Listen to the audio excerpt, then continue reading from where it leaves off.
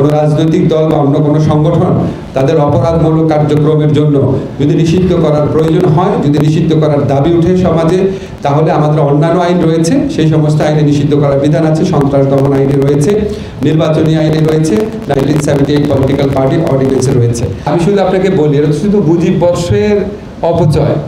আপনি যদি ওই যে মুজিব স্কোয়ার করে যে লক্ষ লক্ষ স্কোয়ার ফিট জায়গা নষ্ট করেছে, সেই জায়গার মূল্য যদি দেখেন, এই সমস্ত স্ট্যাচু বানানোর মূল্য যদি দেখেন, আমার ধারণা একটা লক্ষ কোটি টাকা দিয়েও পৌঁছাতে পারে।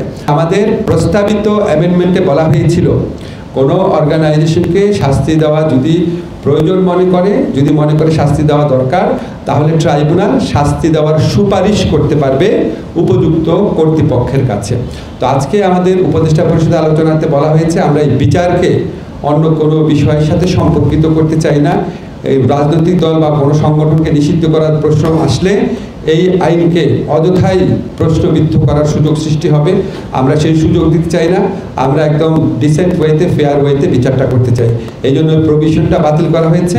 আরেকটা বিষয় হচ্ছে, আমরা অনুভব করেছি কোনো রাজনৈতিক দল বা অন্য কোনো সংগঠন তাদের অপরাধমূলক কার্যক্রমের জন্য যদি নিষিদ্ধ করার প্রয়োজন হয়, যদি নিষিদ্ধ করার দাবি উঠে সমাজে, তাহলে আমাদের অন্যান্য আইন রয়েছে, সেই সমস্ত আইনে নিষিদ্ধ করার বিধান আছে। সন্ত্রাস দমন আইনে রয়েছে, নির্বাচনী আইনে রয়েছে, 1978 পলিটিক্যাল পার্টি অর্ডিন্যান্সে রয়েছে।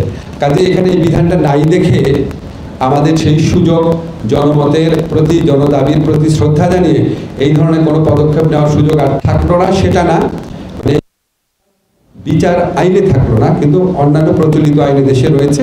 সেটা আমরা রাজনৈতিক ঐক্যমত হলে বিভিন্ন আমাদের জনদাবি আসে, সেটা পরে বিবেচনা করা হবে। এটা আইনের ভেতরের অন্তর্ভুক্ত বিষয় না। এই আইনে যারা অভিযুক্ত পক্ষ আছে তাদেরকে প্রসিকিউশনের সমান সুযোগ দেওয়া হয়েছে। আপনারা 73 সনের আইনের সাথে মিলিয়ে দেখবেন, অভিযুক্ত পক্ষকে অনেক বেশি অধিকার দেওয়া হয়েছে এবং তারা যে কোনো প্রয়োজনীয় সংখ্যক সাক্ষ্য আনতে পারবে, যে কোনো সাক্ষ্যের গ্রহণযোগ্যতা নিয়ে প্রশ্ন তুলতে পারবে, অনেক বেশি বাড়ানো হয়েছে। আরেকটা খুব চমৎকার বিধান আমরা মনে করি, সেটা হচ্ছে ভিকটিম প্রোটেকশনের ব্যবস্থা করা হয়েছে।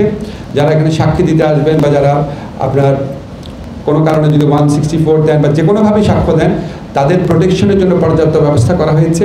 এই আইনে যারা ক্ষতিগ্রস্ত হয়েছেন তাদেরকে কম্পেনসেশন দেওয়ার বিধান করা হয়েছে।